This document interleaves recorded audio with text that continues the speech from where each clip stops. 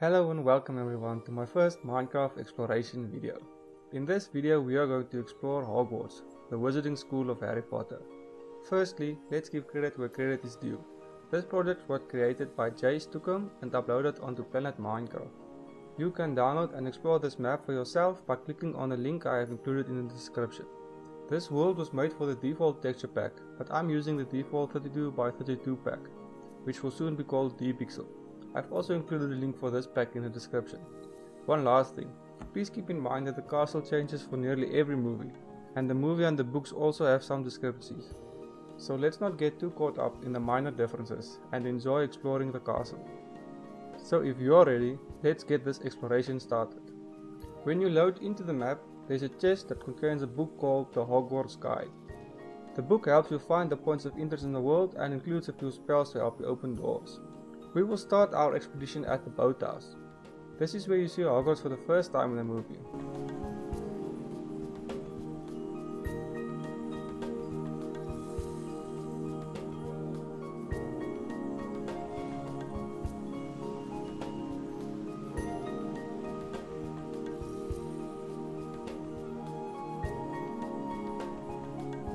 Here is a sign that indicates where Snape dies.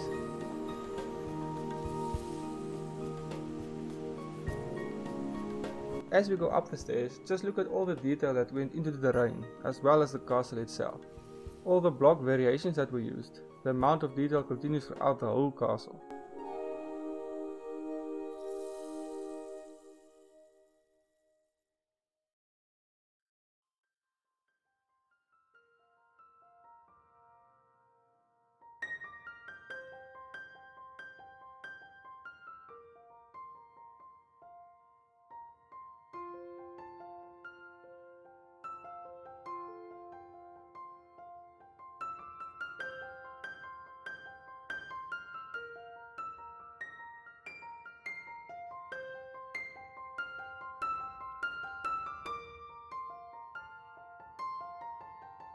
When you reach the top of the staircase, we arrive at the courtyard, where quite a few of the movie scenes took place.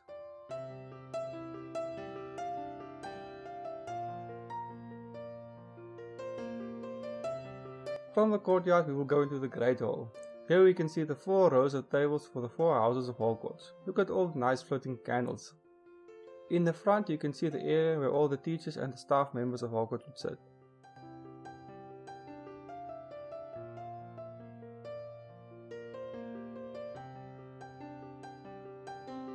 When leaving the Great Hall and going to your left and up the stairs, we find the grand staircase. I won't lie, these staircases are so intricate I got lost just making the video. There are many paths and passageways to explore along these stairs. There is even a room with Fluffy inside. But we won't have time for all of them in this video, so I highly suggest clicking on the link in the description and exploring the map for yourself. At the top of the staircase we find Dumbledore's office. Here you use the book to open the staircase. Inside the office there are a few things to see. I believe you can see his phoenix, a crystal ball and the fountain where he looked into people's memories.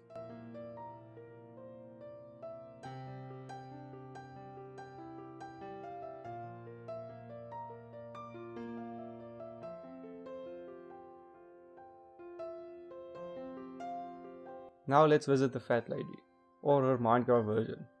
To go into the Gryffindor common room you have to walk through a painting. Inside you see their study and relaxing area.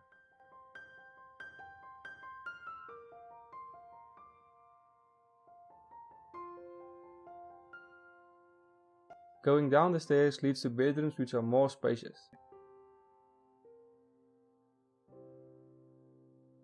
When going up the stairs, there are rooms on every floor, and what I assume is Harry's room at the top.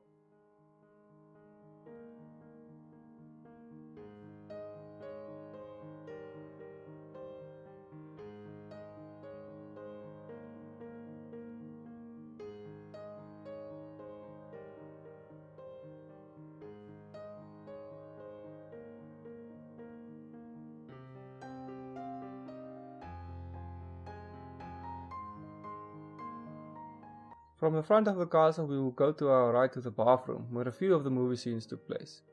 Inside the bathroom there is the Chamber of Secrets, which is opened using the book.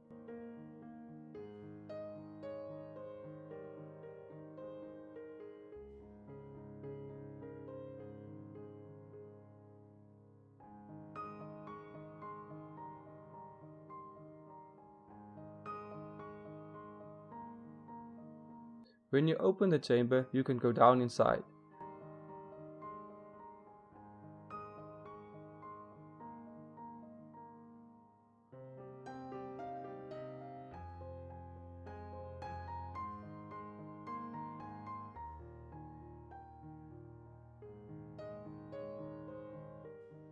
When going down into the chamber, there are many pipes and passageways going in different directions.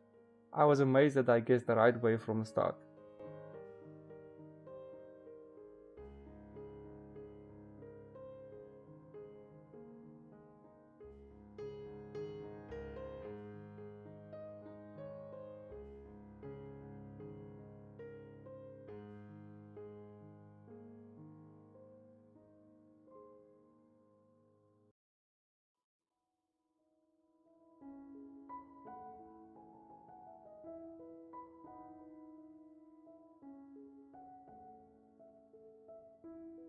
When entering the last chamber, you see all the small statues leading to the end of the chamber.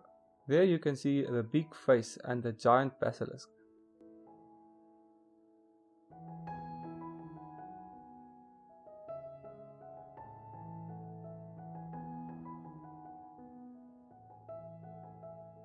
Keeping with this gloomy setting, let's look at the Slytherin common room. This room is well detailed. He even used melons for detail.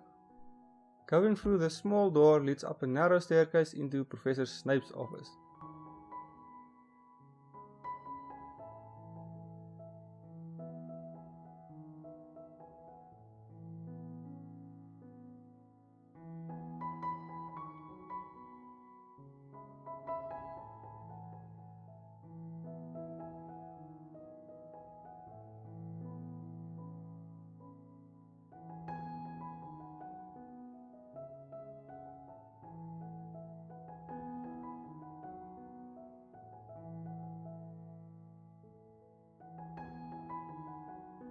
Exploring the side doors takes you to all the different bedrooms.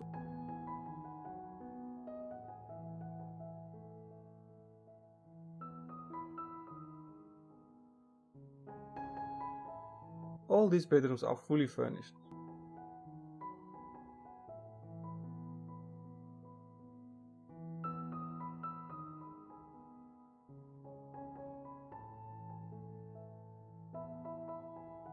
Now let's move our way to other parts of the castle. Next we are going to look at the wooden bridge. This bridge has so many different parts to it and the design really looks well finished.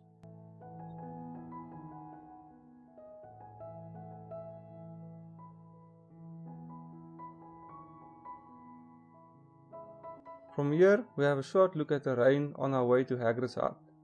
This hill really resembles the look in the movie. Just look at all the number of custom trees.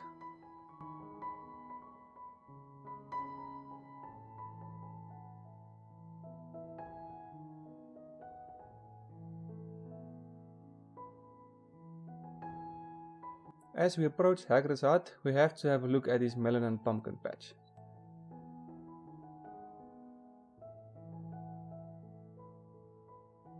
As we go inside the house, we see how nice and small and cozy it is.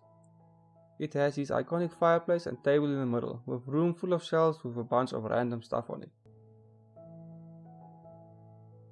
Going around the outside, it's nice to see all the detail of the house. On our left, you can see the edge of the Forbidden Forest.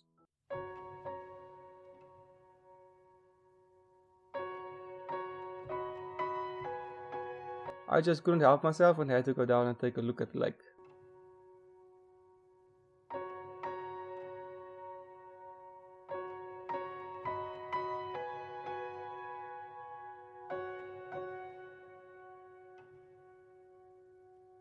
Going back into the castle, we can have a quick walk through the library.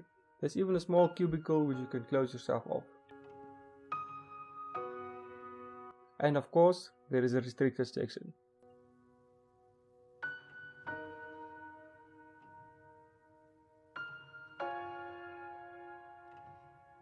Which I can see why. There is a window you can jump out of if the studying gets too rough. Moving to the front of the castle, we can have a look at the White Tomb, which is Dumbledore's grave. It even has all of his names on it.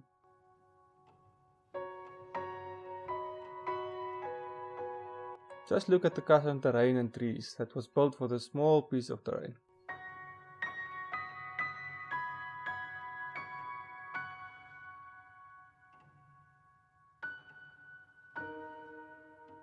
Going to the right of the castle, we are on our way to the Transfiguration Room.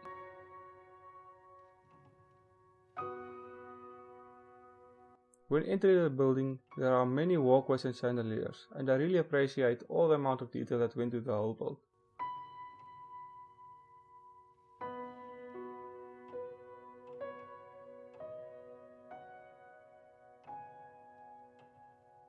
As we take a slight detour, we can investigate one of the classrooms, and outside there is a small courtyard.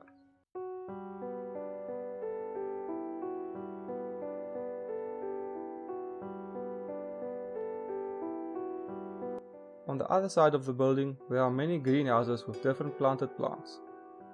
From small trees to cactuses to flowers, and I assume somewhere there are a bunch of screaming plants.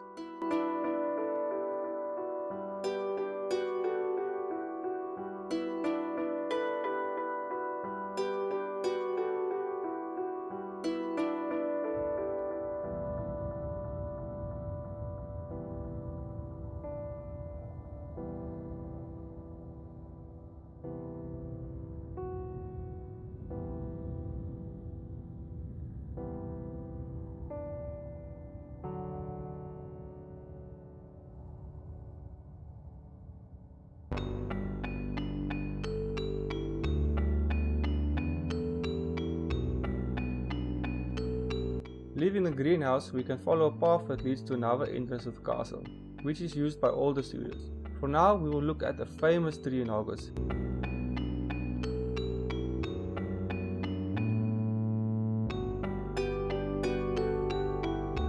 And yes, you guessed it, it's the Whomping Willow. I like how closely it resembles the real tree, and how all the parts fit into a natural look of a tree.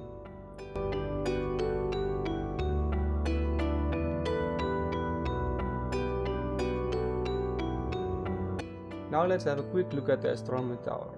As we find our way inside, you can see an intricate staircase leading to the classroom where the crystal ball is.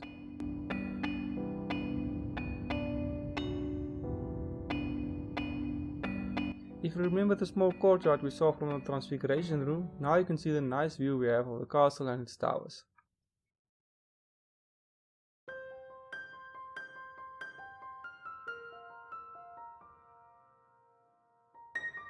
Leaving the castle ground, we now approach an area which has many action scenes in the movie. I believe this part of the world is not quite finished yet, but we can appreciate the work that is done already. We can have a look around the Quidditch pitch. As we move around, just look at all the block variations that were used in and around the pitch and the towers. I especially like the inclusion of the 3 ring towers and the sand on each side.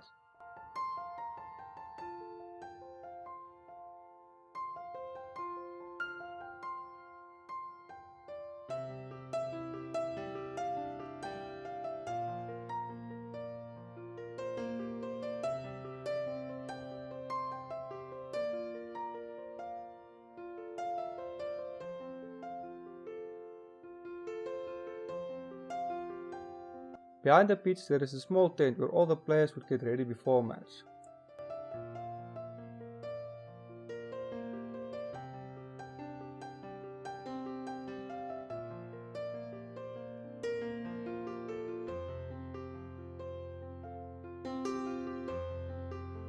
Now let's take the scenic route back to the castle. Just look at the custom mountain and all the trees and bushes in the terrain.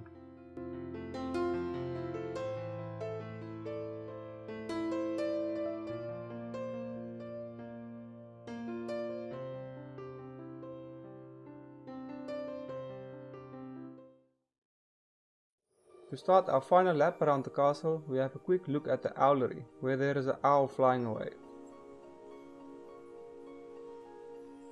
As we look at the final scenes of the grounds around the castle and the castle itself, I want to thank you for watching this video and thank Jay Stukken for agreeing for me to show off his world.